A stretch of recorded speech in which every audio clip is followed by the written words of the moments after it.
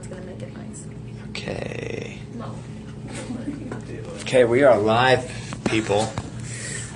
And we're here at our Functional Medicine Center in Pittsburgh, Pennsylvania. And Vaser35 has joined us. Hi, Vaser.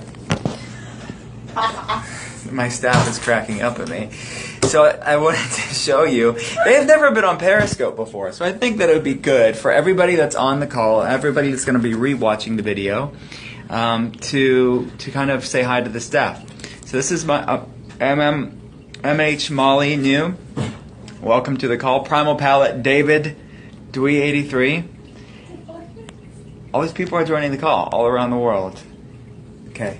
This is Andrea. This is my clinic manager, Andrea. Say hi. Do not put me on. Erica Tonello. How are you doing? And this is Ashley. Say hi. Primal Palate said, sup, make sure you save this video and post it to Facebook. That's definitely what I'm going to do. So we're going to go over the lab right now. So let me give you a background on leaky gut syndrome. 80% of our immune system is in our gut. 95% of our serotonin, our kind of happy neurotransmitter, is made in your gut and stored in your gut. So it's hugely important. It's estimated that 90% of all chronic disease that we're suffering as a nation and culture in industrialized nations stems from gut issues. Even if you don't have gut symptoms, meaning bloating or gas or constipation, IBS, you don't have to have those symptoms, although that may be the case for you. You don't have to have them to have microbiome issues. Microbiome is the kind of term for the collective bacteria and yeast in our gut. So, as Hippocrates, the father of medicine, said thousands of years ago, I don't know how he knew this, but he said all disease begins in the gut. And now research is kind of showing that same thing. Medical journals and colleges are spending millions of dollars. Yes, dropping bombs. Punning.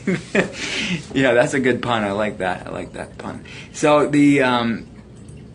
what I was saying was that I don't know how he knew that, right? But now we're talking about science catching up with antiquity, that all disease does begin in the gut. And so we want to look at this, because a lot of people read about leaky gut syndrome, but they're like, is this the cause for me? Or maybe I think I have leaky gut syndrome, but I've never really measured it.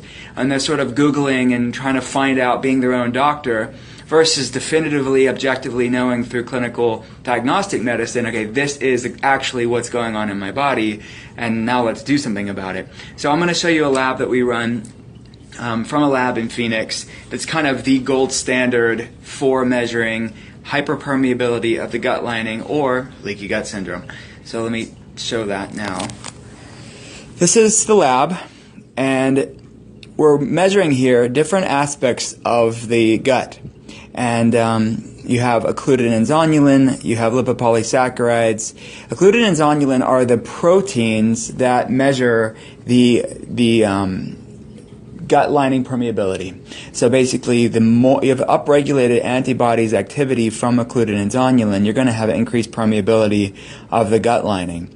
So occludin is to occlude that tight junction of the gut lining, and zonulin is kind of that opening zipper, if that's a good way to remember it. So you have elevated antibodies of here, you're going to have damage to the gut lining and increased permeability. So you have in-range levels, you have equivocal levels, and you have out-of-range levels. So you can see this patient whose name we covered up is having elevated antibodies to occludin and zonulin, and probably more interesting, elevated antibodies to lipopolysaccharides. Lipopolysaccharides are bacterial endotoxins, so they're like the toxins that are in the bacteria of our gut. That's kind of fine if it's in our gastrointestinal system. It's kind of where it belongs.